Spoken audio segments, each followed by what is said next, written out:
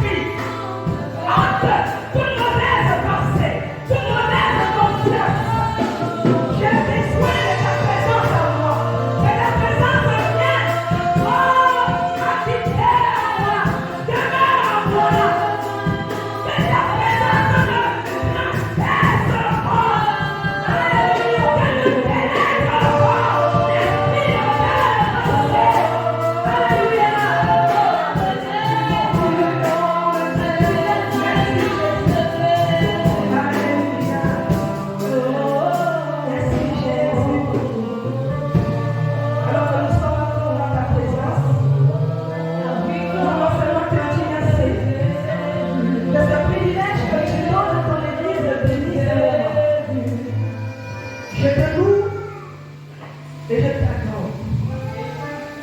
Ensemble avec ton peuple ici présent, Seigneur, notre prière, c'est que nous n'ayons pas fait le déplacement en vain. Mais c'est que ce matin nous sommes venus nous imprégner non seulement de ta présence, et que cette présence nous amène à être transformés par la vie. Seigneur, tu as parlé au travers, Seigneur, au Père, du libère de la championnat ce matin. Et je libère encore, Seigneur, ce feu dans la vie de quelqu'un ce matin. Unis par le même esprit, Seigneur, nous devons voir des choses que tu voulais que nous voyions, pas regarder, mais voir, afin que nous puissions, oh Dieu, percer. Alléluia, c'est qui, Seigneur de la gloire, les yeux physiques ne peuvent voir. Seigneur, nous voulons marcher dans les pas ce matin. Et nous voulons, Seigneur, éternel, les amener. Éternel, Seigneur Père, la place du maître que tu es. Je veux chasser tout esprit. Jamais. Seigneur, ce n'est pas moi, Seigneur, Dieu de gloire, qui parlera. Mais je veux simplement cette esprit m'éclipser. Moi qui ne suis que la moindre milieu, Seigneur Père. Parlez, Seigneur Dieu, de ce que tu veux que ton peuple écoute. Seigneur, je prie. Et la discussion des préférences. Tous ceux qui savent, Seigneur, oh Dieu, la discorde au milieu de nous. Seigneur, sorte de ces lieux. Et que ton esprit fasse son effet dans les cœurs. C'est toi qui as la capacité de transformer. Nous ne sommes que, Seigneur, tes soins. Nous ne sommes que tes instruments. Afin de pouvoir les accompagner, Seigneur de gloire. Atteindre la dimension, Seigneur, que tu as réservée pour chacun. Merci pour la parole que tu vas donner dans les classes ce matin. Je te prie, Seigneur, qu'elle soit disposée à recevoir de cette parole. Au nom puissant de Jésus-Christ, nous avons prié. Amen. Sans pouvoir parler, le Seigneur voudrait que nous partagions cette parabole de Matthieu 25. Matthieu chapitre 25, à partir du verset 1 à 13. Je ne sais pas si j'avais déjà, mais quelque chose me dit, j'avais déjà enseigné sur cette parole. Mais le Seigneur a bien voulu que je revienne parce qu'il a encore donné plus que. Il m'a amené encore à rentrer dans les profondeurs de cette parole pour comprendre ce qu'il a donné ce matin. Donc je disais Matthieu 25, à partir du verset 1 à 13. J'ai lu la parole de Dieu dans le livre de Matthieu, chapitre 25, du verset 1 à 13. Oui. Alors le royaume des cieux sera semblable à 10 vierges qui, ayant pris leur lampe, allèrent à la rencontre de l'époux. 5 d'entre elles étaient folles et 5 sages. Les folles, en prenant leur lampe, ne prirent point d'huile avec elles. Mais les sages prirent avec leur lampe de l'huile dans des vases. Au verset 5. Quand l'époux tardait, toutes s'assoupirent et s'endormirent. Au milieu de la nuit, on cria, voici l'époux, allez à sa rencontre. Alors toutes ces vierges se réveillèrent et préparèrent leur lampe. Les folles dirent aux sages, donnez-nous de votre huile, car nos lampes s'éteignent. Les sages répondirent, non, il n'y en aura pas assez pour nous et pour vous. Allez plutôt chez ceux qui en vendent et achetez-en pour vous. Au verset 10, pendant qu'elles allaient en acheter, l'époux arriva. Celle qui était prête entra avec lui dans la salle des noces, et la porte fut fermée. Plus tard, les autres vierges vinrent et dirent, Seigneur, Seigneur, ouvre-nous. Mais il répondit, je vous le dis en vérité, je ne vous connais pas. Au verset 13, veillez donc, puisque vous ne savez ni le jour ni l'heure. Amen. Amen. Merci pour la parole. Prenez place. Alors, c'est dans ce texte que j'ai intitulé le thème garde ta lampe allumée. Garde ta lampe allumée parce qu'il s'agit de toi. Il s'agit de moi.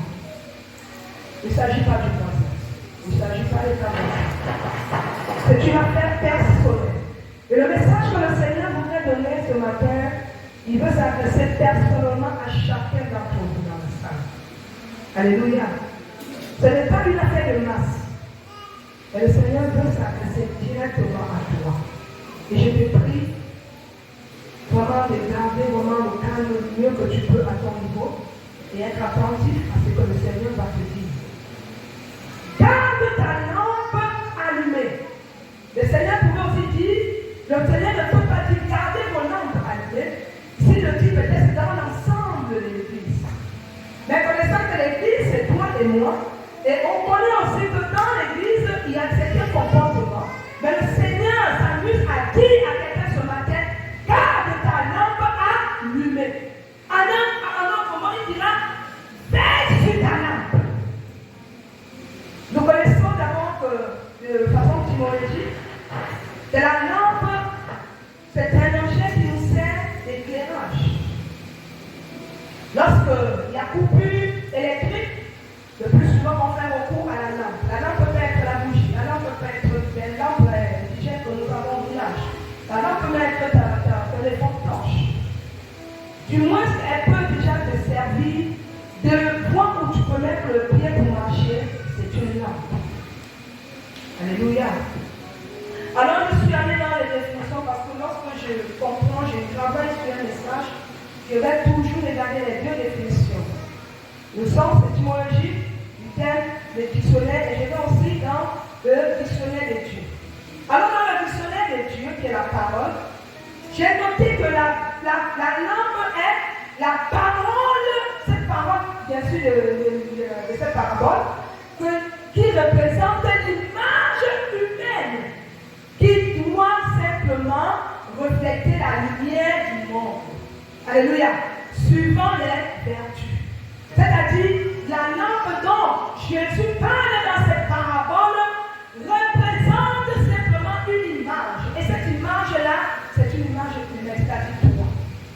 C'est pourquoi je me suis amusée de parler de dire que c'est une lampe individuelle. Alléluia. Et je poursuis dans la définition. Cette lampe aussi reflète simplement la lumière du monde en suivant les vertus. Alors que si tu as une lampe, tu dois d'abord être un exemple, un modèle pour les autres. C'est ce que ça veut dire. Tu dois être une lumière pour éclairer positivement les autres. Alléluia. En outre, j'ai ajouté, j'ai compris que la lampe retient, alléluia, on retient que la lampe c'est la sémence. Voilà. C'est la sémence. Et qui dit sémence, c'est la bonne parole que tu es en train de recevoir à l'instant même. Dis Amen. C'est la bonne parole que nous avons reçue lorsque nous avons accepté Christ. Parce que si tu n'avais pas reçu la sémence, tu n'avais pas reçu cette parole, ce qui est sûr, tu allais faire comme certains qui ont, après avoir entendu, vous connaissez la parole des 4 terres. Alléluia. Il y a 3 autres terres dont la reine n'a pas pu produire. Mais la 4e terre a pu donner. Et c'est toi qui es la 4e pierre. Et c'est pourquoi tu es là et tu as eu à persévérer. Et c'est pourquoi je vais d'abord te demander d'acclamer pour ta persévérance.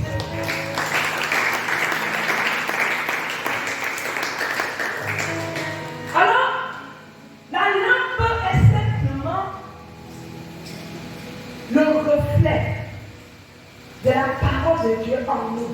Cette semence qui grandit en nous, dont nous devions faire bon usage. Est-ce que je me fais comprendre? Alléluia. Et maintenant, la lumière, je préfère aller dans la définition d'abord. Je vais dire l'huile. L'huile dont Jésus parle ici signifie selon la tradition grecque. J'ai relevé ici que l'huile est symbole de la présence de Dieu lui-même au travers de son Esprit Saint en nous. Alléluia. Vous allez bien comprendre la parabole est une image figurée dans ce que le Seigneur voudrait présenter dans le message en question. Pour montrer une image de comportement humain. Et je vais maintenant vous expliquer, si Dieu le donne la force et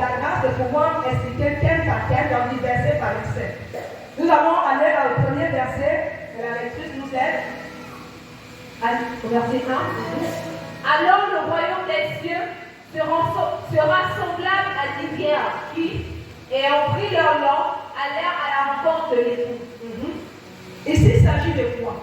Il parle d'une introduction pour dire que le royaume des cieux est semblable. C'est-à-dire qu'il ressemble. Alléluia. Elle doit se conformer à des personnes qualifiées pour accéder au royaume des cieux. Alléluia. Et il a présenté 10 jeunes filles vierges. Alléluia. Et parmi les 10 jeunes filles vierges, qu'est-ce qu'il dit? 5 d'entre elles étaient folles et 5 sages. 5 d'entre elles étaient folles et 5 autres sages. Pourquoi il a fait la répartition des 5 sages? Ça veut dire que nous allons retenir que la rencontre dont Jésus nous présente ici nous amène à comprendre les deux types de les deux catégories de chrétiens qui sont dans l'Église. Alléluia. Dans le monde entier en général, il y a deux catégories de chrétiens. Ce n'est pas tout cela, comme Jésus le dit au chapitre 7, qui appelle Seigneur, Seigneur, qui rentrera dans les cieux. Si Jésus s'est amusé à donner la précision que 5 étaient comment? Imprévoyantes. Tout le nom a été qualifié de folle.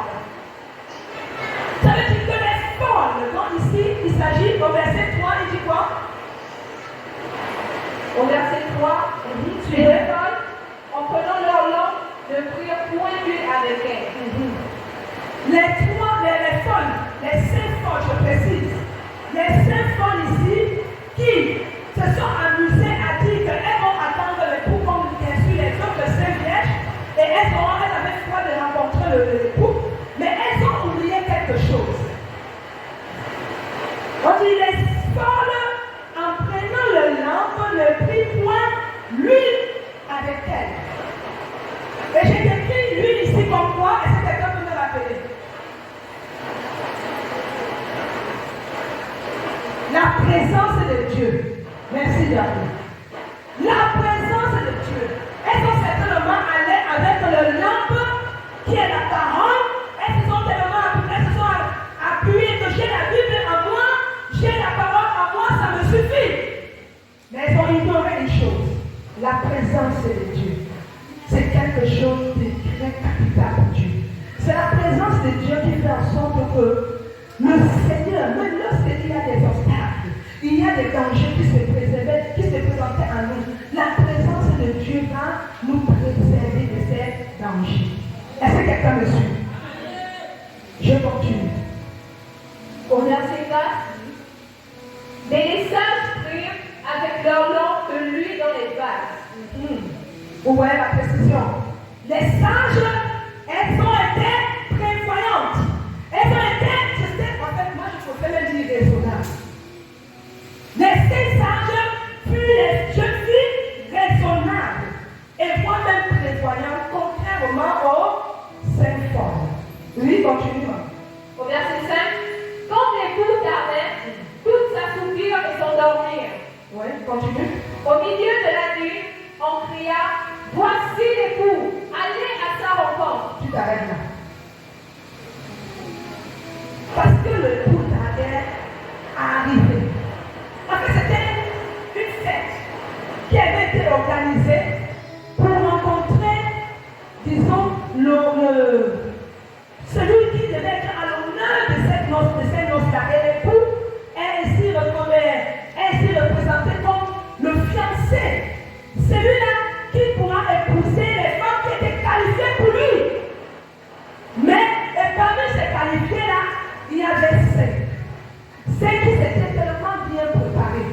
De manière à dire que qu'ils en viennent, les tribus, les difficultés, les problèmes, elles vont rester attendre l'époux jusqu'à l'obtenir. Mais les 5 autres étaient tellement dans la distraction. Elles étaient tellement emportées par les murmures.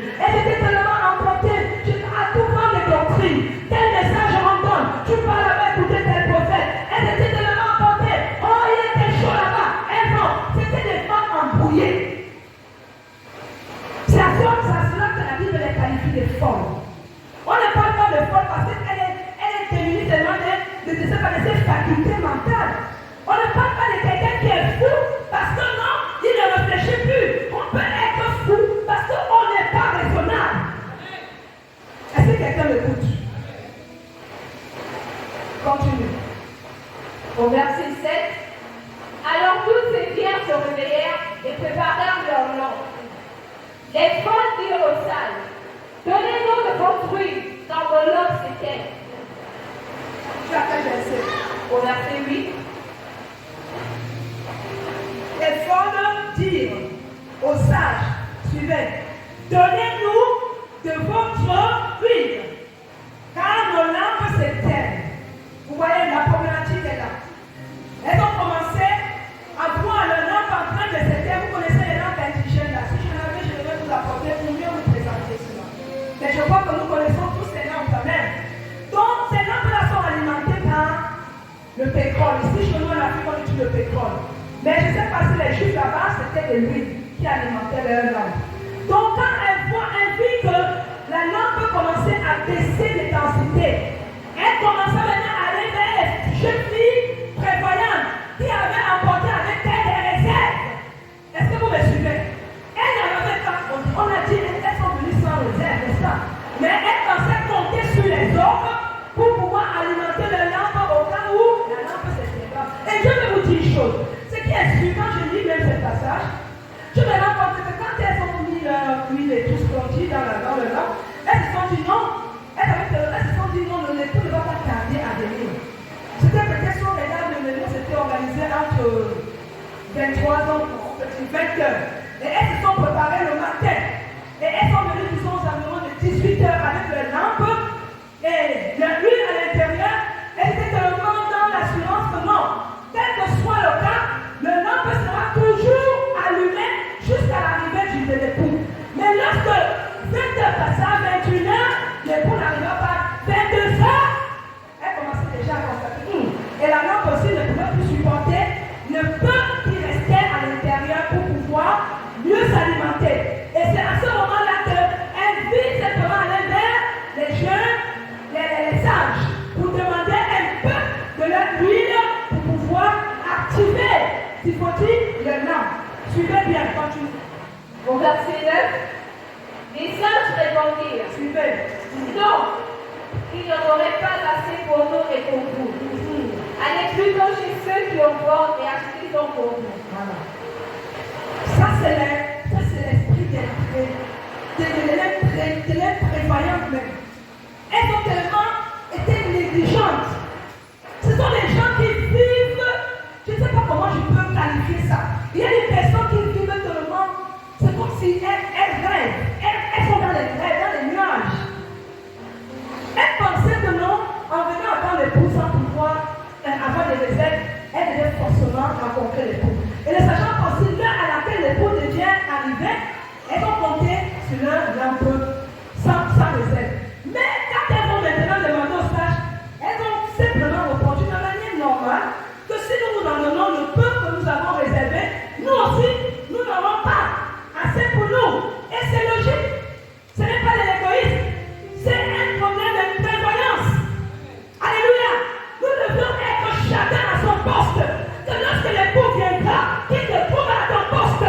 Ce n'est pas que si Géraldine doit être à l'intercession, on la trouve peut-être à l'accueil. Le Seigneur sait que je sais que je vais voir Géraldine à l'intercession, mais Géraldine n'est pas là. Est-ce que quelqu'un me suit?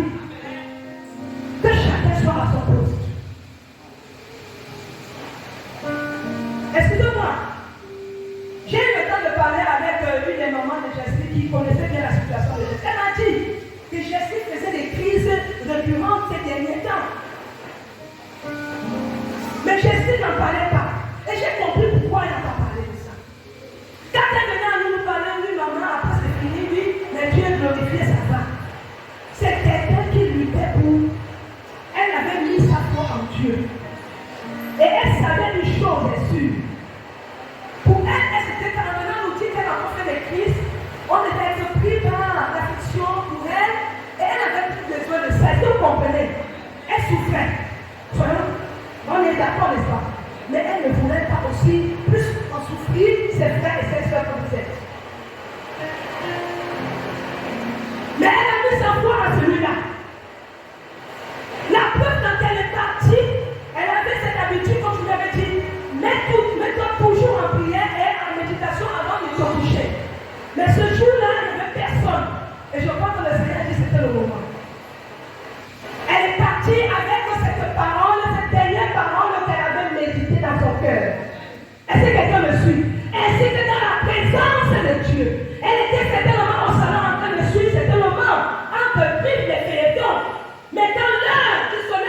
du Seigneur a sonné, elle s'est détachée de ses frères pour aller en chambre.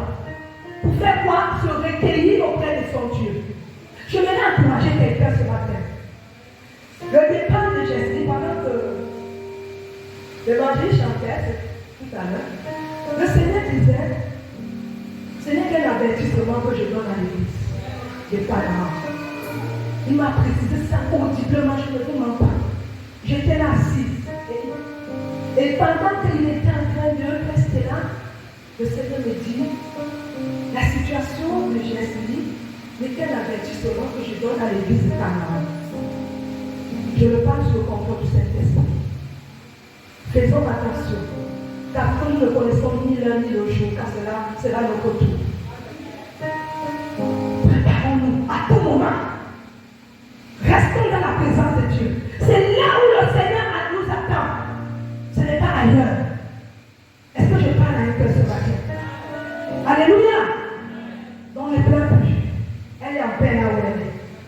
Quand je suis allée à la mort, avant l'habillement, on m'a demandé de faire une toute prière. Le Seigneur m'a envoyé, je crois, dans Apocalypse 14:13.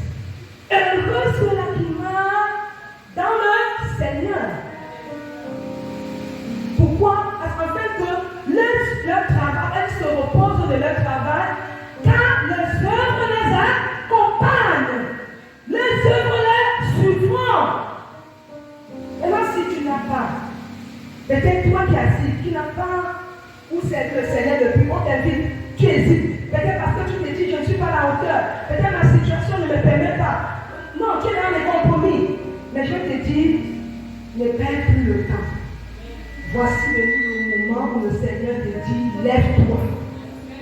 Fais mon œuvre. Parce que le souffle de vie que nous avons, j'ai vu une image sur les réseaux sociaux. Comment l'amour arrive à certaines personnes qui se mettent à marcher, qui se mettent dans la prêcher comme moi je fais là. Je peux être en train de vous prêcher, après vous constatez le micro tombe, je me trouve, c'est fini. Vous avez reçu l'apôtre Luther, Jean-Christophe ici, n'est-ce pas?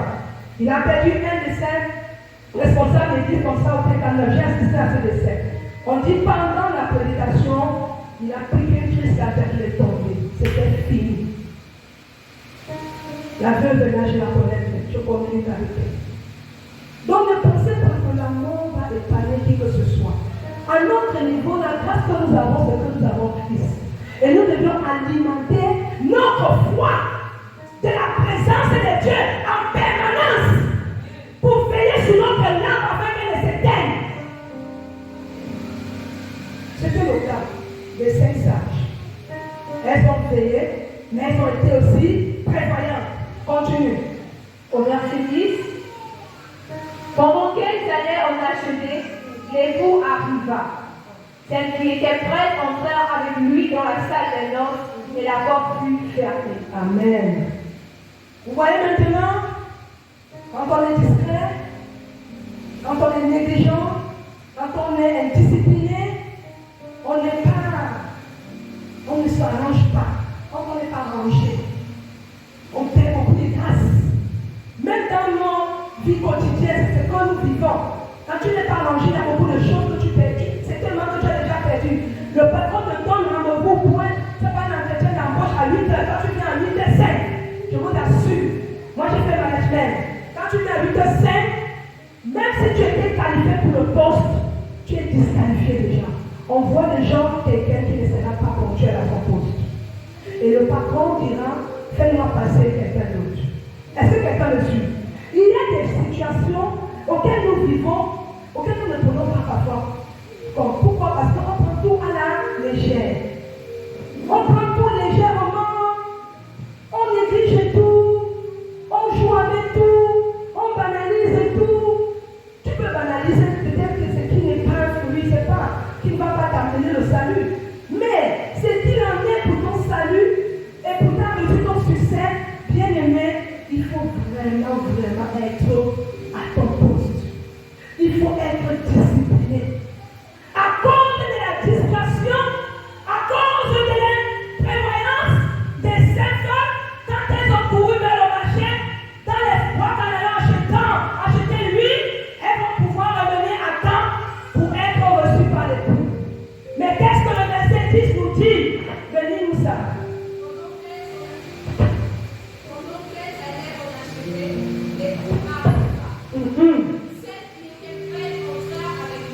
Alléluia. Et la porte fut fermée. La porte fut fermée. J'avais fait un rêve de ce genre. Quand elle me dit dans la foi, j'avais à l'époque quelque chose comme 22 ans. Je ne sais pas pourquoi, parce que ma soeur vivait encore, ma grande soeur. Et j'avais fait le rêve, je l'ai partagé parce que je ne pensais pas encore les interprétations du rêve. J'avais fait un rêve où le Seigneur m'amena. Il a fait, il est élu. Parce que le moment, il y avait un grand portail dans notre quartier. Dans notre quartier. Elle dit, la maison est là, le grand portail là. Et ce portail, c'était tellement invisible dans le rêve. Mais je n'avais jamais vu ce grand portail là. Donc après, la maison des Jésus, c'est ça. L'entrée là. Donc le Seigneur me montra un grand portail. Il était grand. Et il a là maintenant, il dit, voici venu l'heure où le moment il est venu chercher ses élus. Les gens couraient. Et moi j'étais à la maison, j'étais à quelques pas même du portail. Mais j'ai pris de mon temps parce que je me suis dit, comme le portail est proche de la maison, je n'ai pas besoin de courir. Mais les gens qui venaient de si loin, qui avaient emprunté les transports pour venir être déposés, ils ont pu rentrer. Maintenant, quand je suis arrivé devant le portail, celui qui me reçoit me dit, c'est fini. Et qu'est-ce qu'il me dit? Il me dit, va encore travailler. Tu n'as pas encore fait ce qu'on attend. J'étais dans mes débuts. Il me dit, tu n'as pas encore fait ce que le Seigneur attend de toi. Tu n'as pas encore travaillé. Ceux qui sont rentrés sont des personnes qui ont été qualifiées pour accéder. Et ce rêve-là m'a tellement tourmenté. Quand au réveil, je partageais le sang à ma grand-sœur, elle m'a parlé sur le péché. Elle m'a parlé sur le péché comme ça. Elle avait ma grand-sœur avait 22 ans, moi j'avais 20 ans. Elle m'a parlé sur le péché. Elle me dit, c'était le moment dans ta vie, il y a encore des choses qu'il faut ranger. Auquel le Seigneur voudrait que tu les ranges avant qu'il te dise de te rappeler à lui. Est-ce que quelqu'un me suit? Il y a une manière, le Seigneur donne la possibilité encore à certaines personnes d'arranger leur vie. Depuis ce j'en ai parlé. Tu ne peux pas pratiquer le péché jusqu'à ce point. Le péché pour toi était accidentel au cas où ça viendrait. Mais si c'est pratiqué de manière volontaire, là tu vas en faire au point. Ce qu'il dit, il vaut quand même pour toi que tu n'aies pas reçu la bonne nouvelle qui t'a été donnée. Parce que lorsqu'on reçoit la parole de Dieu, on doit faire bon usage de cette parole. On doit impacter notre entourage avec cette sémence. Alléluia. Et c'est ce que j'avais compris. Donc quand les 5 folles sont parties en ville, j'ai essayé de trouver l'huile pour alimenter le lamp. Les 5 sages sont restés avec leur réserve étendue, remplacée étendue, alimenter à nouveau le lamp. Et c'est à ce moment-là que le grandet, vous savez, à l'époque de Molière, quand on annonçait le maître, voilà, il s'appelait le maître. Vous connaissez les valets, donc quand ils viennent là, c'est souvent les gouverneurs, tout ça. Il annonce que le maître, l'époux est là. Tout le monde se met à l'époux. Tout le monde est debout. On va recevoir le maître à son passage.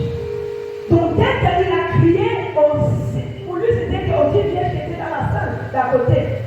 En criant que l'époux est là, pour lui le valet, il savait que les 10 époux étaient présents, les 10 vierges étaient là pour pouvoir accueillir leur époux. Mais malheureusement, il n'y en avait que 5 qui sont restés. Et ce sont les 5 dont la Bible nous dit ici au verset 10, lorsqu'on annonça que l'époux est là, on dit celles qui étaient prêtes. Voilà, celles qui étaient prêtes. Écoutez bien le mot prêt. Celles qui étaient prêtes. Je vais poser la question à quelqu'un, es-tu prête? Si l'époux, nous sommes l'église, n'est-ce pas? L'époux c'est qui? C'est le Seigneur Jésus. Si l'époux faisait son entrée là, je vais poser la question, que toi-même tu m'entends, toi-même, chacun se connaît. Es-tu prêt?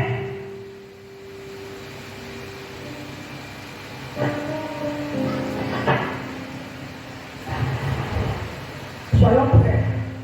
Alléluia. Continue. Au verset 11, Non, au verset 10, pendant qu'elles allaient en acheter, l'époux arriva. Celles qui étaient prêtes entrèrent avec lui dans la salle des noces, et la porte fut fermée. Au verset 11, Plus tard, les autres vinrent et dirent, Seigneur, Seigneur, ouvre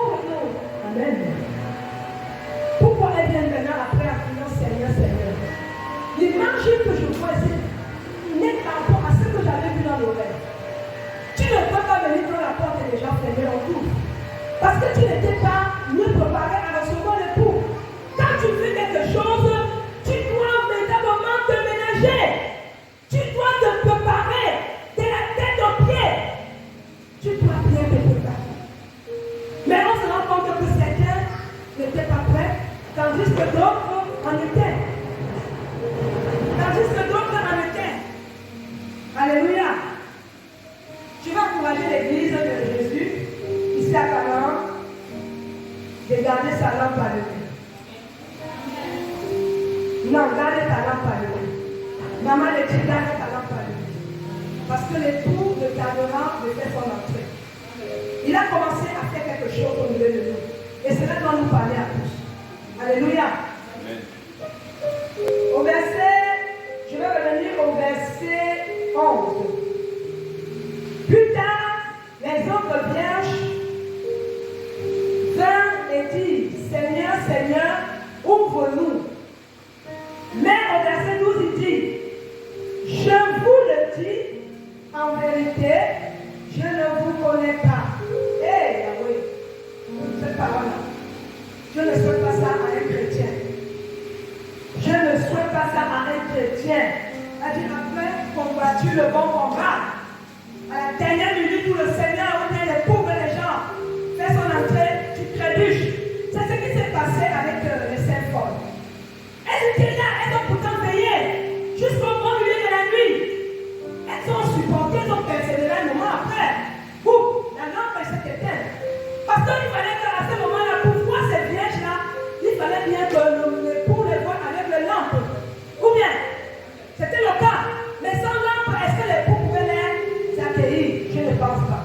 C'est la raison pour laquelle elles ont manqué de tact pour ne pas avoir de réserve et c'est comme ça qu'elles ont perdu l'accès aux noces qui avaient été organisées par l'époux. Alléluia. Dans cette catégorie, les femmes, vous allez remarquer que les saintes folles, la parabole nous parle de nous présenter brièvement, c'est-à-dire entier, quasiment même la grande partie de cette parabole, pour décrire l'attitude, le comportement de certains chrétiens au milieu de nous. Est-ce que je parle à l'église ce matin? Il pouvait s'appuyer sur les sages. Le Seigneur connaît les personnes avec qui il est. Mais s'il a mis plus l'accent sur les femmes, ça veut dire que nous, Église, nous devrions nous préparer à rencontrer les gens. Et pour se préparer, nous ne devions pas nous comporter comme des personnes ne sachant pas où nous allons et à quel Dieu nous appartenons. Il faut connaître le Dieu que tu sais.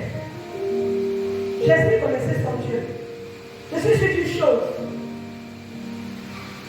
Même la famille ne peut pas expliquer pourquoi tout ce monde au décès de leur fille. Alors qu'eux-mêmes, ils étaient à un point, ils ont rejeté leur propre fille. Je me rappelle les débuts quand j'ai reçu cet enfant. Elle me parlait beaucoup de la situation qu'elle vivait là-bas. Mais parce qu'elle a maintenu sa foi, elle a cru à la parole qui a été donnée, elle s'est attachée à cette parole et elle a dit, je fais mon Dieu mon meilleur ami. Les gens ont commencé à tupuler là-bas, elle aurait laissé l'enfant, elle n'a pas laissé l'enfant. Elle n'a pas eu de, je ne sais pas quoi, elle n'a pas laissé l'enfant. Mais ce n'est pas parce qu'on laisse l'enfant qu'on est tellement important, ça c'est les idées des humains. Mais c'est qu'elle a emporté les plus grands que celui qui a 10 enfants, que celui qui a construit les villas, que celui qui a les cadeaux et ne sait pas les faire 8. Elle l'a fait au-delà. Et ça parlait à sa famille. Vous allez écouter la suite après. Vous allez écouter. Notre présence seulement a fait parler des choses. C'est un témoignage qu'elle a laissé dans sa famille. Et je prie que cela soit ton cas. Parce que maintenant qu'on va partir, quand chacun de nous, ce sera son moment d'être précédé, que l'on parle de toi en ce qui concerne le Christ, pas en ce qui concerne les biens de la terre, tout ce qui est périssable là. Les relations, les amis, on s'en moque de cela. Mais c'est d'abord Jésus que tu feras ton premier ami personnel.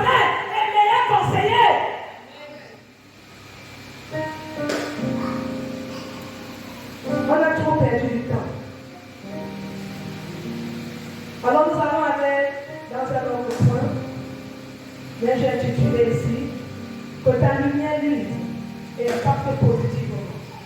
On va lire Matthieu 5, 16. Je vais encourager les parents des pères d'église à mener vraiment le bon combat. C'est très important. Matthieu 5, 16.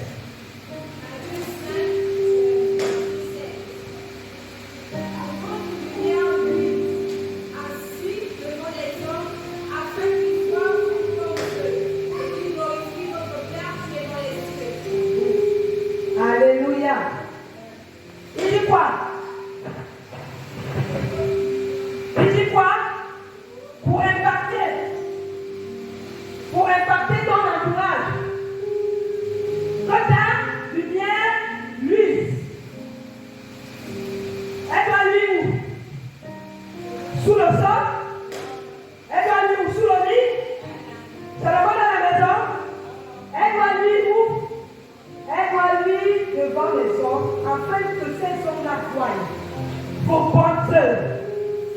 Il précise vos bonnes œuvres et qui glorifie votre Père qui est dans les cieux. Parce que je vais dire à quelqu'un, la Bible dit, le monde attend avec un grand désir la révélation des fils de... La révélation des fils de... Ça veut dire qu'au travers de toi, on doit connaître ton véritable Père. Et pour connaître ton véritable Père, c'est au travers des œuvres. C'est au travers de ta lumière. Si à un moment donné, tu constates que ta lumière est en train de perdre son intensité ou bien son efficacité, va déjà à la chambre haute. Humilie-toi devant le Père. Seigneur, je constate que je ne suis plus bouillant comme j'étais pour toi avant. C'est lui qui a la capacité de te relever. C'est lui qui a la capacité d'alimenter à nouveau ta lampe. Et au travers de ça, les hommes verront et glorifieront ton Père. Ton Père. On a des parents tous biologiques, mais le Père dont il s'agit ici là, c'est ton Créateur. Celui-là qui te connaît mieux même que ton Père biologique. Mais pourquoi nous vivons comme si on a plusieurs Pères célestes? J'ai apprécié le chant tout à l'heure. L'adoration qui dit unis par le lien de l'esprit. Sommes-nous unis? Parce que si on est unis, on doit faire les choses comme l'unité nous demande, ensemble, et non séparément. Lorsqu'il y a séparation ou bien division, l'Église ne peut subsister. Je veux que tu dises Amen. Jésus pouvait s'amuser. Je crois dans Matthieu 12, si je me trompe. Dans Matthieu 12. Je ne sais pas, allons-y. Ce n'est pas qu'on lit dans mon texte. Matthieu 12. Là où il dit que celui qui n'est pas avec moi est contre moi. Vous connaissez le verset là, c'est le nom.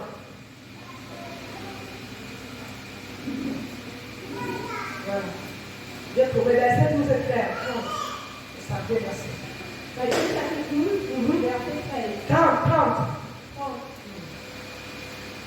Celui qui n'est pas avec moi est contre moi. Et celui qui n'associe pas avec moi disperse. Amen. C'est Jésus qui disait cela. Et plus haut, il m'a dit aucun royaume ne peut vivre dans la division et être suscité. Aucune maison ne peut vivre dans la division et être suscité. C'est ça. On ne peut pas dire qu'on est en famille. On ne peut pas dire qu'on est unis dans un lien d'amour et que notre esprit est uni et qu'on est divisé. Moi je dis non. Je croyais qu'on avait surpassé cela. Mais si le Seigneur parle ce matin, c'est pour qu'il nous donne encore la possibilité de nous racheter. Alléluia. Alléluia. Rachetons le temps, bien-aimé. Parce que vivre comme ça, c'est quelqu'un qui se glorifie. Ce n'est pas Dieu. Ce n'est pas Dieu. Il y a quelqu'un qui se glorifie dans ça. Vous connaissez l'ennemi comme nous savons tous. C'est Satan. Parce qu'il ne veut pas voir l'église de Dieu avancer. Il ne veut pas voir l'église du Seigneur aller en hauteur. Alors il profère. Il va passer par des petits plans comme ça là pour atteindre son but. Et après, il va dire voilà, je laisse lui. Et qui sera glorifié après? C'est lui. Et les frères seront dispersés. L'église sera fermée. À qui en profiteront cela? Personne. Allons dans un autre point. Ta lampe était prête pour accueillir ton maître. On va lire Luc 12, 37. Je vais aller un peu plus approfondir ici. Luc 12, 35 à 40. Luc chapitre 12, verset 35 à 40. Que vos mains soient saintes et vos lampes allumées. Et vous, soyez semblables à des hommes qui attendent que leur maître revienne des noces afin de lui offrir dès qu'il arrivera et frappera. Verset 37. Heureux ce serviteur que le maître, à son arrivée, trouvera veillant. Je vous le dis en vérité, il se cèdera, les fera mettre à table et s'approchera pour les servir. Qu'il arrive à la deuxième ou à la troisième veille, heureux ce serviteur s'il les trouve veillants. Sachez-le bien, si le maître de la maison savait à quelle heure le voleur doit venir, il veillerait et ne laisserait pas percer sa maison. Merci. Au verset 40. Oui, vous allez. Au verset 40, vous aussi, tenez-vous prêts, car le Fils de l'homme viendra à l'heure où vous n'y penserez pas. Alléluia. Alléluia. Voici encore le parabole de l'État Jésus. En demandant ici à quelqu'un dont je me suis amusé à intituler est-ce que ta lampe est prête à accueillir ton maître? Que vos reins soient saints. Ce n'est pas le saint que vous connaissez de la purification, non. Que vos reins soient environnés. Et nous connaissons tous, dans la vie du chrétien, on dit quand on parle de reins, on fait allusion à quoi? Quand on parle de ceinture, la ceinture de... Voilà. Lorsqu'il parle ici, que vos reins soient saints, ça veut dire que vos reins soient environnés, protégés, enveloppés par l'Esprit de Dieu. Parce que les reins, c'est ce qui supporte le corps de l'homme. Lorsque le corps et les reins sont touchés, c'est difficile pour l'homme de se tenir debout comme je suis là devant vous. Amen. Que vos reins soient saints et vos lampes allumées. Ils ont dit encore cela ici. Et vous, soyez semblables à des hommes qui attendent que leur maître revienne des noces. Comme on a vu la parabole de cette vierge. C'était qui était prête et donc non.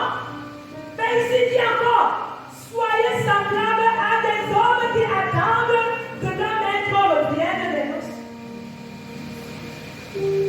Quand ton maître viendra des noces, tu ne sais pas quand. Parce que le maître n'a pas de compte à rendre au serviteur. Alléluia. Le maître n'a pas de compte à rendre au serviteur, mais plutôt le serviteur qui va rendre compte au maître. Est-ce que quelqu'un comprend ce que je suis en train de dire? Mais apparemment, chez nous, les hommes, on a l'habitude de le faire le contraire. Et que leur maître, voilà, afin de lui ouvrir, dès qu'il arrivera, et frappera.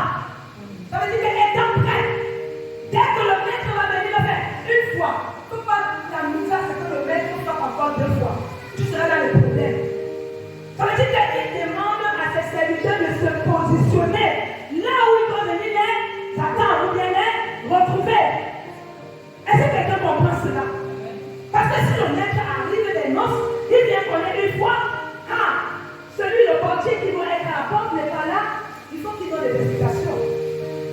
Sinon, c'est la sanction brutale. Alléluia. Je continue de la lecture. Vas-y. Heureux ce serviteur que le maître à son arrivée trouvera veillant. Amen. Heureux ces serviteurs, ces évangélistes, ces diaconés, ces diacres, ces pasteurs, ces docteurs, ces apôtres. Je ne sais pas qui, ceux-là qui balaient dans l'église, ceux-là qui encadrent l'école le dimanche, les moniteurs, les monitrices. Heureux vous! Heureux sont ceux-là. Sommes-nous qui font quoi? Que le maître à son arrivée trouvera veillant. Veillant. Est-ce qu'on demande à laisser là quelqu'un qui me 5 minutes pour prier à Dieu, Seigneur, je te rends grâce pour la vie, pour la santé, de m'avoir préservé des accidents. Je ne sais pas si je m'amuse à poser la question, honnêtement, peut-être c'est une main ou deux mains qui seront là. Pourtant, ce n'est pas ça que le Seigneur nous a appelés. Nous devions chercher à tout moment sa présence, sans arrêt, sans repos. Parce que c'est une fois que nous fermons les yeux comme notre soeur, quand nous allons nous reposer de tout cela. Alléluia. Il n'y a pas de repos pour ceux-là qui vivent encore et qui servent le Seigneur sur terre. Amen. Amen. Continue. Je vous le dis en vérité. Il se scindra, les fera mettre à table et s'approchera pour les servir. Est-ce que quelqu'un a compris? Il se scindra, il va se précipiter. Ce serviteur doit se précipiter, car c'est à terre, pour aller servir le maître qui est de retour. Parce que lorsqu'il revient là, c'est tellement il y a la fatigue, il y a la faim, il y a le sommeil.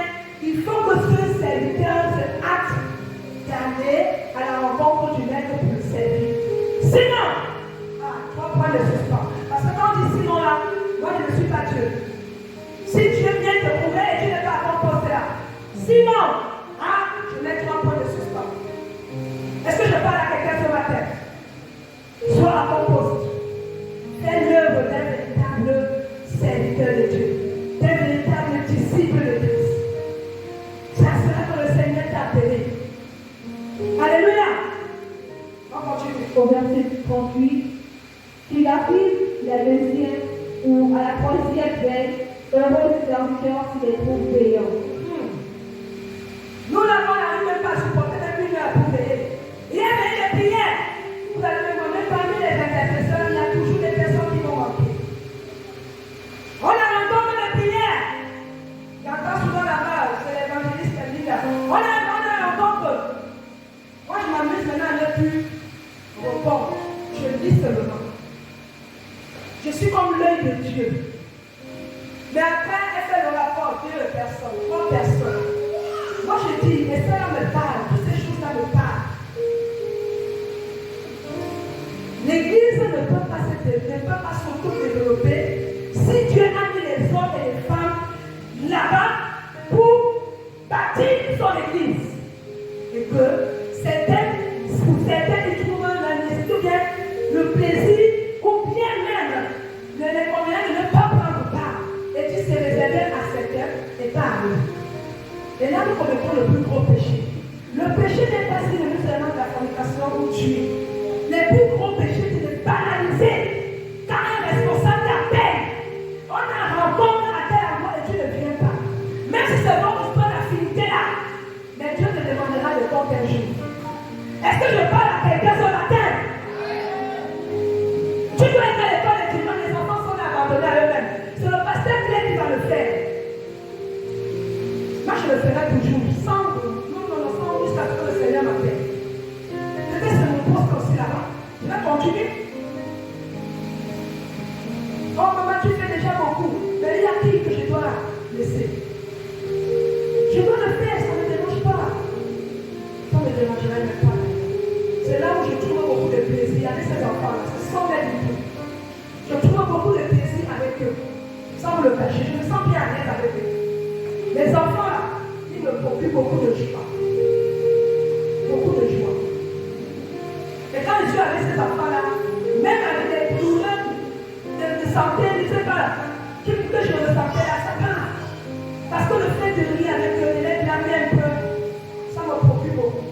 Et je rends grâce à Dieu pour ces enfants qu'il a mis vraiment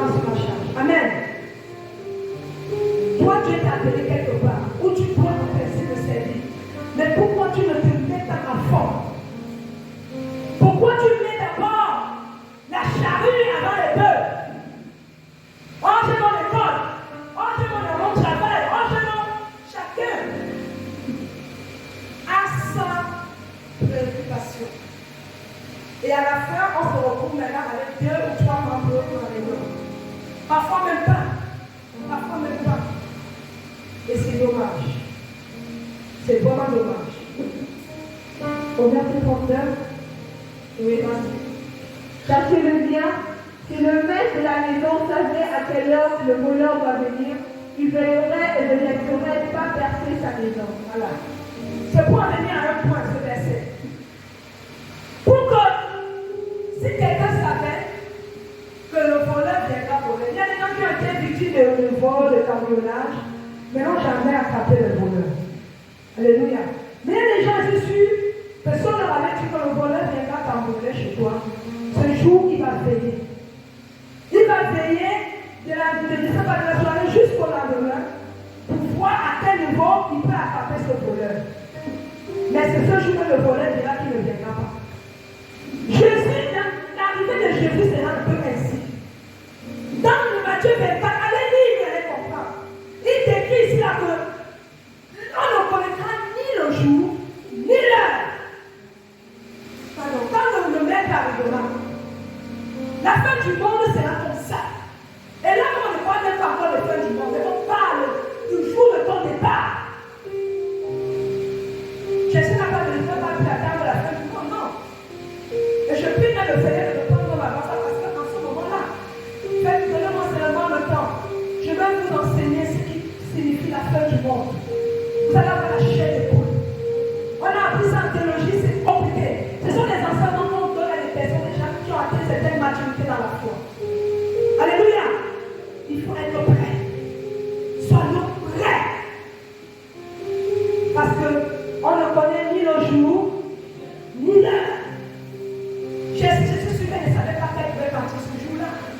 Elle a fait comme elle a l'habitude de faire, prier, après, bon, elle a cette foi que bon, si c'est ce jour-là, tant mieux. Chacun ne connaît pas le jour de son départ. Elle ne connaît personne. Et encore là, il a été très très clair. Sachez-le bien, sachez-le bien. Si le maître de la maison savait à quelle heure le voleur devait venir, alors il fera quoi? Il veillera et ne laissera pas percer sa maison. Quand les voleurs viennent, ils prennent du temps avant de rentrer. Ils ne rentrent pas comme ça là. Parfois, nous sont les experts en vol. Ils ne peuvent pas rentrer comme ça. Ils ne peuvent pas être sécurisés d'abord pour les tailles à frapper. Quand Jésus viendra, il va se rassurer d'abord que j'attends même quand elle ne sera pas à son poste, c'est là que je viendrai. C'est pourquoi nous devons surprendre Dieu. Là où le Seigneur ne pensait plus nous trouver à notre poste, mais qui nous trouve maintenant là-bas? Est-ce que je parle à quelqu'un ce matin? Amen. Surprenons Dieu ce matin. C'est très important. Alors dans ce passage, j'ai intitulé ici comment se préparer à la rencontre du Seigneur. Lisons rapidement Amos 4:12. Je vais vous donner quelques différentes façons de préparation. Amos 4:12, on voit. Avant cette histoire, verset 12. C'est pourquoi je te traiterai de la même manière, Israël. Et puisque je te traiterai de la même manière, prépare-toi à la rencontre de ton Dieu, ô Israël. Amen. C'est une parole que Dieu a annoncée à son messager pour le peuple juif qui subissait des souffrances à cause de leur mauvaise mentalité, à cause de leur égarement, à cause de leur péché contre le ciel. Ils ont souffert dans cet état. Ils ont terriblement souffert. Mais comme Dieu est amour, est-ce que quelqu'un peut dire ce matin amour? Son amour est tellement grand et immense qu'il ne change pas. Il ne change pas de variation ni d'homme. Il est lui-même. C'est nous qui changeons. Mais Dieu est tellement amour qu'il donne la possibilité à l'homme de se repartir. Alléluia. C'est pourquoi il pourrait s'adresser à son serviteur dans ce passage. C'est pourquoi je te traiterai de la même manière. Il s'adresse à qui? Israël. Et puisque je te traiterai de la même manière, prépare-toi à la rencontre de ton Dieu. affectueux, même quand nous péchons. Il est tellement affectueux, la manière dont il nous parle, pour nous ramener à lui. Il est si bon. Arrêtons de le faire souffrir. Arrêtons d'attrister le Saint-Esprit qu'il a mis en nous. La manière dont nous nous comportons ne lui plaise pas. Dieu aime une église soudée qui mène, qui a le même pas, qui est dans la même vision, qui a le même langage. Ce n'est pas pendant que je parle le bamélétain, toi tu parles le vent, tu parles le poulou. Non, si c'est le bamélétain que le Seigneur a mis au vent, alors nous devons parler tous le bamélétain. C'est de ce langage que le Seigneur veut voir au milieu de nous. Et non le même langage. C'est en ayant le même langage que le Seigneur trouve son plaisir à se manifester et déverser davantage ses dons. Dimanche encore, le Seigneur pouvait parler avec du pasteur sur la dimension des dons. On a reçu plusieurs dons. Allez même jusqu'à devenir des prophètes, des docteurs. Rien n'est impossible à Dieu. Ou bien, mais est-ce que nous arriverons avec de telles mentalités au milieu de nous? Je ne pense pas. Il ne faudra pas qu'on se retrouve en train de faire des choses selon la chair. Faisons des choses selon l'esprit. C'est en faisant selon l'esprit que le Seigneur va plus déverser. Et non, comme on a dit, dans, je ne sais pas, je lisais dans quel passage là. Donc, je sais, il faudrait que les hommes glorifient ton Dieu au travers de ces sponsors que tu vas poser. Alléluia. Il faudrait que nos œuvres parlent. Ce n'est pas par la bouche, c'est dans le cœur. Et les œuvres que tu vas poser vont te décrire l'état de ton cœur. Il y a des choses qu'on n'a pas besoin d'entendre. Mais c'est ce que tu vas poser qui va décrire l'état de ton cœur. Comment tu es avec l'autre. Ayant les mêmes pensées. Paul l'a dit, le même sentiment d'esprit, le même langage. On est allé pleurer nos notions, on était en public. Mais il faudrait que nous fassions plus que ça. Le Seigneur nous attend plus que ça dans son œuvre. Lorsqu'une décision est donnée, nous devions emprunter cette décision-là. Si tu n'es pas d'accord, tu te retires, mais ne décide pas autre chose. Là, ça va aller à la compte de la hiérarchie. Est-ce que quelqu'un comprend? Je veux que tu me dises Amen ce matin.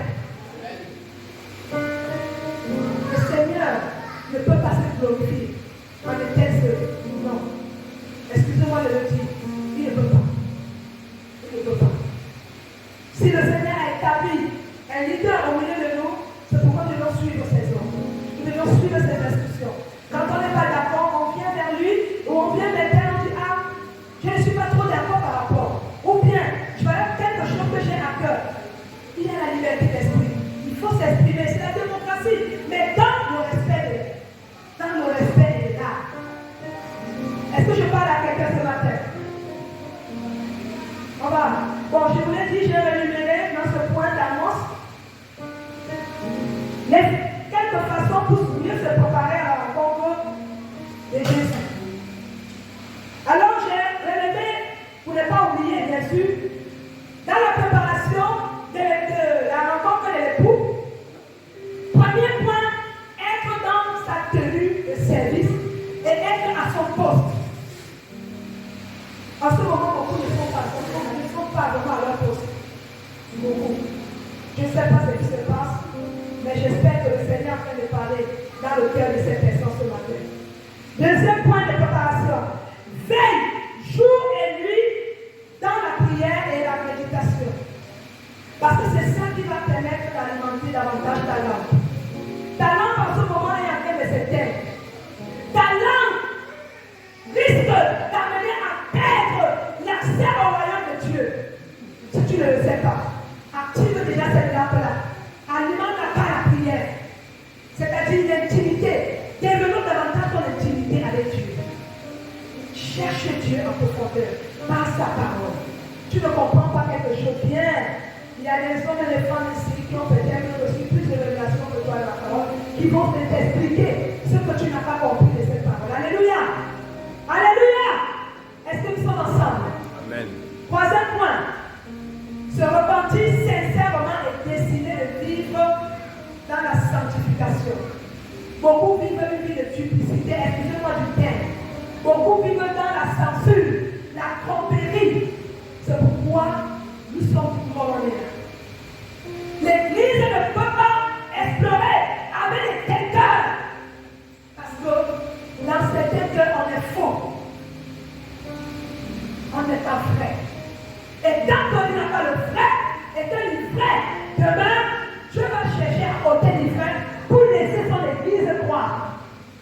le Seigneur est en train de, il est en train de, je sais pas comment, je suis en train de vous en train de viser le cœur de la personne. Est-ce que tu écoutes ce que ma servante dit? Mais si tu joues au rebelle, toi seul auras les censures ou bien les sanctions. C'est ton Dieu avec qui tu vas vivre. Est-ce que je parle à un cœur ce matin? Amen. Quatrième point. Il faut persévérer dans la foi malgré l'humiliation des hommes, malgré les injustices, malgré l'incompréhension. Peut-être que tu es mal compris parfois, mais on te juge au travers de cela. Mais le Seigneur te dit de persévérer dans ta main. Persévérer dans ta foi. Parce que le Seigneur, quand tu as un talent de voir véritablement la personne que tu es, qu'elle ne ferait pas aujourd'hui en toi. Mais persévère dans la foi. La foi est la vérité. Ne change pas de position parce que les hommes veulent t'amener à changer. Non. Moi, je dis à mon chéri, je ne changerai pas la manière dont je fais les choses selon Dieu. Tant que je suis convaincu que Dieu me dit de faire cela, je le ferai. Mais si je ne suis pas convaincu, je ne le ferai pas. Est-ce que quelqu'un me suit? Faisons les choses par conviction. Alléluia. Au verset 5, oui. Non. Le point 5, j'ai énuméré évangéliser en toute occasion favorable ou non. Paul nous a suffisamment enseigné à reçu dans notre côté. Il faut enseigner, il faut évangéliser, il faut prêcher, il faut corriger quand il faut. Alléluia. Mais refusons pas que le foi de Dieu parfois. Cela nous aide aussi à changer notre manière d'être. C'est comme il y a la conveneur au lieu de dessert. Il y avait des évangélistes qui étaient appliqués sur le bus. L'évangéliste va prendre qui voulait jouer les diapos. Après, on a dit, entrez, asseyez-vous. Le pauvre chauffeur souffrait, il s'appelle une voiture Caracas. Il souffrait. Asseyez-vous. Il sait pourquoi il vous a exigé de vous asseoir. Nous-mêmes, on a essayé de. Ah non, on est bien ici là. Mais quand maintenant, le police, je ne sais pas comment on appelle ça, c'est la portière, est tombée. Ça nous a retardé ou pas? Écoutez parfois. Dieu parle tantôt d'une manière, tantôt d'une autre. Vous l'aurez pu vous faire mal. C'est comme ça que Dieu parle. Le chauffeur n'a pas parlé. Nous qui étions devant comme ça, le pasteur Sylvain, il a vidé le sol intérieur, dit ah, écoutez, assez. Ils ont voulu jouer les diapos. Mais ce qui s'est passé après, ça ne nous a pas retardé ou pas? Ah, on avait déjà, les gens qui étaient avancés avaient déjà posé le cercle. Donc, c'est qu'on voulait qu'on n'a pas toujours. Vous voyez, ça nous a retardé. Apprenons à écouter. Moi, c'est tout ce que je vois que l'Église retienne. Apprenons à écouter. Cela va nous épargner de beaucoup de dangers. Amen. Sixième point. Évite de te laisser submerger par des choses mondaines ou futiles ou vanité des vanités là. Tu t'encombres avec trop de choses. Est-ce que j'ai essayé avec les bonnes choses qu'elle avait apportées? Même ce que vous avez vu les parents jeter dans la tombe là, moi j'ai regardé, je dis, tu ne vois pas les bons sangs, mais j'ai essayé là-bas. Tu ne vois pas les jolis, je suis les jolis primés. Ils sont emportés, ils sont venus jeter peut-être les sous-vêtements qu'ils ne peuvent pas utiliser. On connaît tout ça. Ça a commencé même depuis la montre là. Donc ce qu'on vous dit, on n'apporte pas tout ça. On n'apporte pas tout ça. Ce que tu vas apporter au ciel, c'est ta foi avec laquelle tu vas persévérer. La lampe qui est la parole de Dieu, alléluia, et la lumière qui est la présence de Dieu, alléluia. La lumière là qui représente la présence de Dieu, ça veut dire que tu vas monter au ciel. Donc tu seras qualifié. C'est ça qui va faire de toi quelqu'un de qualifié pour le royaume de Dieu. Ce n'est pas les vies éphémères. On lutte pour beaucoup de choses, mais ça va nous emmener aussi. Alléluia. Comme septième point, je juste sais, voilà, tu dois garder une perspective éternelle. C'est-à-dire, préparer ta destinée. Veiller sur ta destinée. Veille sur ta marche chrétienne. Ne laisse pas quelqu'un te voler ta bénédiction. Parce que ta bénédiction est rattachée à ce service ou à la bonne œuvre que tu poses pour Dieu. Mais ne laisse pas quelqu'un d'autre te la vie. Alléluia. Alléluia. Est-ce que je parle avec quelqu'un ce matin? Est-ce que tu es en train de toucher ce cœur qui avait tellement arrêté dans son esprit? Non, moi je reste pareil. Moi je veux faire. Elle est convaincue, oui, il est convaincu que c'est bien ce qu'il fait. Il ne change pas. Mais là, si ce n'est pas le cas, tu dois acclamer le Seigneur.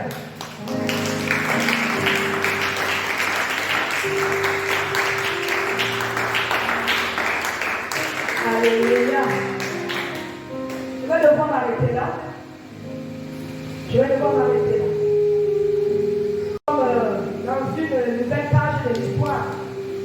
Gabon. Alléluia. Et dans cet esprit, l'état d'esprit, comme vous le dites, comme si je savais, nous devions marcher dans le même sens, nous devons avoir le même sentiment. L'église de Christ, c'est-à-dire le corps de Christ, au Gabon, s'est rassemblé pour prier en faveur de la nation. Est-ce que quelqu'un peut dire Amen? Ou bien tu n'es pas content de ce qui se passe au Gabon en ce moment? Il y a le dialogue national qui est en train de se faire. Ils ont commencé depuis le 2 et cela va s'achever au 30 ce mois. Et le Seigneur veut passer par moi pour changer les choses, pour changer le système. Parce que le système qui a été mis en place apparemment n'a pas plu à beaucoup. Ça a mené les hommes à vivre dans les compromis, l'injustice et beaucoup de choses d'ailleurs qui n'ont pas bien mené le pays quand on va dans le chaos. Alors je vais inviter l'église ce matin à prier. Selon Apocalypse, je ne sais pas si vous avez le verset, ok, bien merci. Apocalypse 3, 17 à 19. Est-ce que nous pouvons lire tous ensemble? On peut se mettre debout pour lire ce passage. Lisons. 1, 2, 3. Parce que tu dis, je suis riche, je me suis enrichi, et je n'ai besoin de rien, et parce que tu ne sais pas que tu es malheureux, misérable, pauvre, aveugle et nu. Je te conseille d'acheter de moi de l'or éprouvé par le feu, afin que tu deviennes riche, et des vêtements blancs, afin que tu sois vêtu, et que la honte de la nudité ne paraisse pas. Un collier pour poindre tes yeux, afin que tu vois. Verset 19, moi, je reprends et je châtie tout ce que j'aime, aie donc du zèle et repens-toi. Amen. Dans cet état d'esprit, l'église ici à Canaan va en prière pour demander pardon pour les cœurs hautains qui ont été certainement mis en vue. Hautain veut dire orgueilleux. L'esprit de suffisant, tellement était tellement suffisant, était déjà au-dessus de nous, ça veut dire, nous devons aussi prier contre l'arrogance du peuple gabonais. Alors je vais t'inviter, quel que soit ce que le Seigneur te mettra à cœur, prie, sors le Gabon de cette chaos, de cette situation, repens-toi pour la nation. Trop de choses se sont passées, les sangs, des personnes qui ont baissé le sang, des innocents qui ont perdu de leur vie dans cette situation, dans ce système. Prions pour demander pardon à Dieu. Que l'Église se lève pour prier afin de demander pardon à Dieu. Alléluia.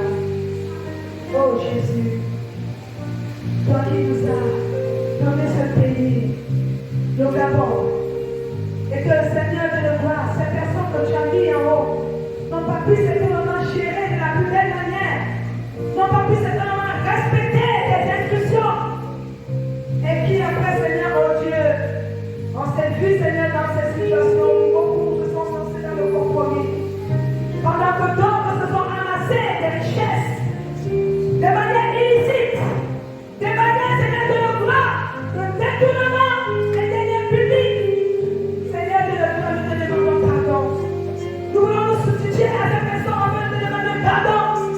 Pardonne-nous, Seigneur Père, pour nos anciens gouvernants, pour nos anciens dirigeants. Pardon, Seigneur. Pardon, Seigneur, pour notre arrogance, pour leur orgueil. Seigneur, de le gloire, tellement le Gabon s'est vu suffisant au point de ne plus te chercher.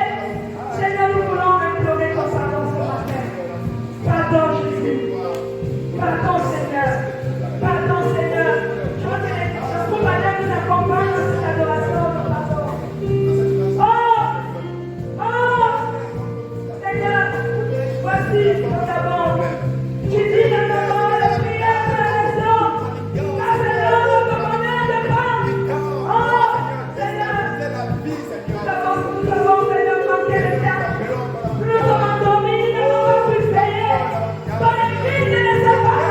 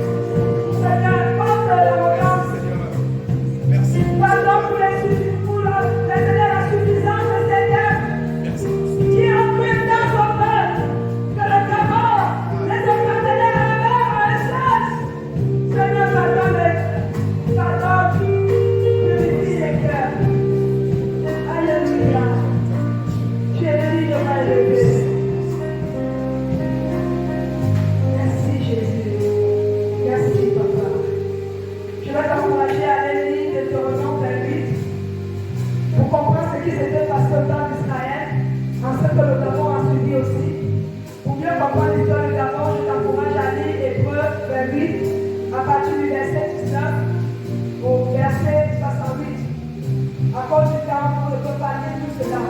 Alléluia. Je veux simplement vous encourager à vous mettre debout et bénir le Seigneur pour sa parole. Bénis le Seigneur pour sa parole. Je veux que tu montres en toi-même. Regarde-toi. Est-ce que ce que tu as fait jusqu'ici, le Seigneur est glorifié? Si c'est le cas, ne prie pas, mais si ce n'est pas le cas, aide-toi. Implore le Seigneur de te changer et de te donner la sagesse. Comme il a fait à ces saintes jeunes vierges qui étaient prévoyantes avec leur réserve et qui ont pu avoir accès au royaume parce qu'elles étaient si prévoyantes. Elles ont pu persévérer, elles ont veillé jusqu'au bout et elles ont vu la gloire se manifester à elles. Alors, si tu veux voir la gloire se manifester dans ta vie, implore le ciel, implore ton Dieu ce matin. Demande à Dieu un changement radical dans ta vie. Tu es certainement responsable quelque part. Tu as reçu le titus, mandat, d'amener d'autres personnes à la vérité. Le Seigneur te donne l'opportunité ce matin de lui demander la sagesse qui vient de lui et de ne pas faire les choses par la chair. Parce qu'en faisant par la chair, tu te fais à toi-même du mal. Oh Seigneur, Dieu de gloire, nous sommes rassemblés ce matin devant toi et nous implorons, Seigneur, ta grâce. Merci pour cette parole qui a été donnée. Et je prie que, oh Dieu, que ces cœurs qui ont été disposés à entendre ta voix, Seigneur, donne la possibilité de garder le nom jusqu'à la fin, jusqu'au jour où tu appelleras chacun. Oh, à toi, que ton nom soit glorifié. À toi l'honneur, la majesté, au siècle des